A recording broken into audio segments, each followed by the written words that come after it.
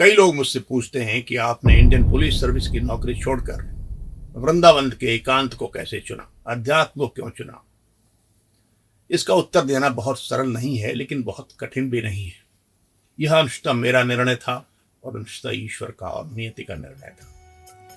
मुझे याद है कि जब मैं एक विद्यार्थी हुआ करता था और कॉलेज में पढ़ा करता था तो सुबह सुबह उठकर भजन बजाता था। उस भजन को सुनने के बाद मेरी आंखों से अश्रुपात होने लगता था।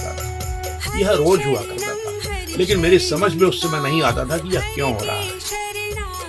तब दो अत्यंत पहुंचे हुए महात्मा मेरे घर में अलग अलग समय में आए और ठहरे।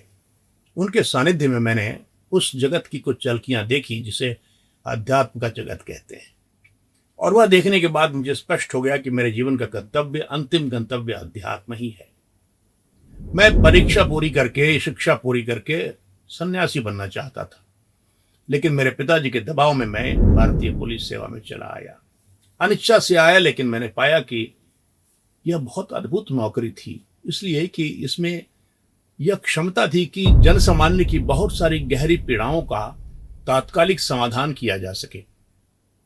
इस कारण मुझे इसमें आनंद आने लगा और मैंने 2 अलग अलग राज्यों में 5 जिलों का एसपी आरक्षी अधीक्षक बनकर जनता की सेवा दी। लेकिन जैसे जैसे वरीय पदों पर जाने लगा, मुझे खालीपन महसूस होने लगा। मुझे लगा कि मेरा अंतिम गंतव्य ये नहीं है और मैंने नौकरी को अलविदा कर दिया। घर में कुछ दिन रहा और वहां पर गंभीर चिंतन मनन लेखन हुआ, प्रचुर लेखन हुआ, और उसके बाद कुछ दिनों तक सामाजिक गतिविधियों में भी लिप्त रहा। लेकिन एक दिन मैंने निर्णय कर लिया कि अब मैं अंतिम रूप से जा रहा हूं अपने उद्देश्य की ओर।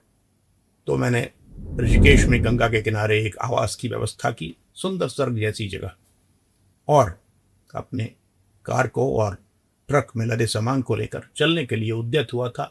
2-4 घंटे पहले ईश्वर का संदेश वहां आया मेरे पास कि मुझे वहां नहीं जाना है, वृंदावन जाना है। मैंने कभी सोचा भी नहीं था कि मैं वृंदावन आऊंगा।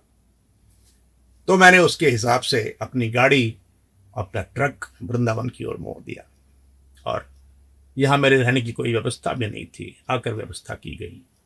इसलिए अगर मैं पीछे मुड़कर देखता हूं तो 2 बातें स्पष्ट हैं। ऐतिहासिक रूप से देखा जाए तो मेरे अंदर पहले एक सन्यासी प्रकट हुआ और उसके बाद पुलिस अधिकारी। और दूसरी बात यह कि वृंदावन का चयन मैंने स्वयं नहीं किया, यह ईश्वर ने मेरे लिए किया और स्वयं वृंदावन ने किया। हरि शरणम।